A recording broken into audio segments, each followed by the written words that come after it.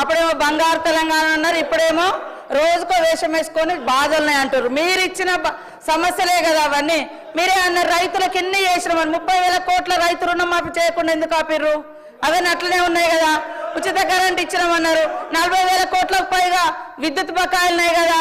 లాస్ట్కు మీరు ring road, outer ring road 30 సంవత్సరాలు తాకట్టే కాకుండా 1 ఇయర్ బిఫోర్ కూడా మద్యం టెండర్లు వేసుకొని వచ్చిన ఆదాయం కూడా మీరే తీసుకున్నారు. కాబట్టి మీరు ఇప్పటికైనా భజనలు మానుకొని వాస్తవాలు మాట్లాడితే బాగుంటుంది. మీరుంటే గొప్పగా ఉంటే, ఇతరులుంటే తప్పు ఉంటుంది.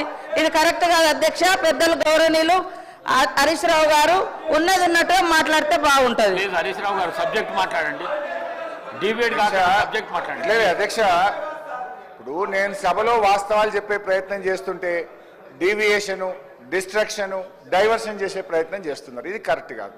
ఇప్పుడు ఎంతమంది డైవర్షన్ చేసిండ్రో మీరు చూస్తున్నారు అధ్యక్ష. ఇప్పుడు ఇదే రేవంత్ రెడ్డి గారు ఇప్పుడు లేచి మాట్లాడుతున్నారు అధ్యక్ష.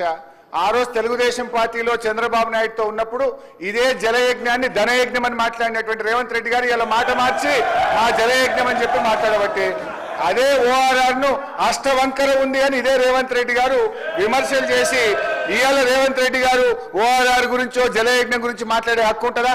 నాకు తెలుగుదేశంలో ఉంటేనేమో ధనయజ్ఞం అంటివి, అష్టవంకర అంటివి, ఇవాళనేమో మాట మార్చి మాట్లాడబట్టివి. ఇక అధ్యక్ష ఒక్క నిమిషం అక్క ప్లీజ్. హరీష్ రావు గారు ఒక్క నిమిషం. సబ్జెక్ట్ అంతా కూడా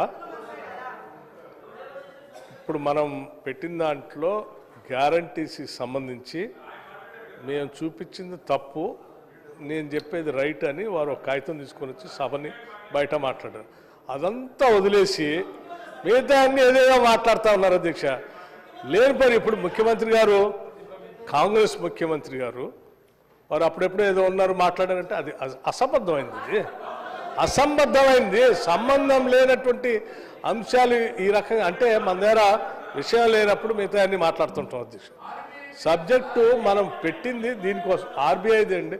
ఆర్బీఐది మీరు మళ్ళీ ఫిబ్రవరి 1 నెల అయితే అది కూడా వచ్చేస్తుంది. 1 నెల అయితే దానిపైన యాక్చువల్స్ సిఏజీ వాళ్ళు ఇస్తారు, అది కూడా మళ్ళీ అప్పుడు అది వచ్చినప్పుడు మళ్ళీ మాట్లాడచ్చు. కాబట్టి దయచేసి సార్ చాలు, ఎనఫ్ ఆఫ్ డిస్కషన్. మిగతా సభ్యులకు కూడా ఇవ్వండి అధ్యక్ష. రొటేషన్ మీద మిగతా పార్టీ వాళ్ళు కూడా ఉన్నారు, మళ్ళీ కాంగ్రెస్ వాళ్ళు కూడా మాట్లాడాలా. అందరికి ఇచ్చి ముగించండి అధ్యక్ష. Thank you. 5 minutes కంప్లీట్ చేయండి ప్లీజ్ సార్. 5 minutes. నేను సబ్జెక్ట్ మీదనే మాట్లాడుతున్నా కదా అధ్యక్ష. ఏం చెప్పే ప్రయత్నం చేసిన ఇప్పటిదాకా?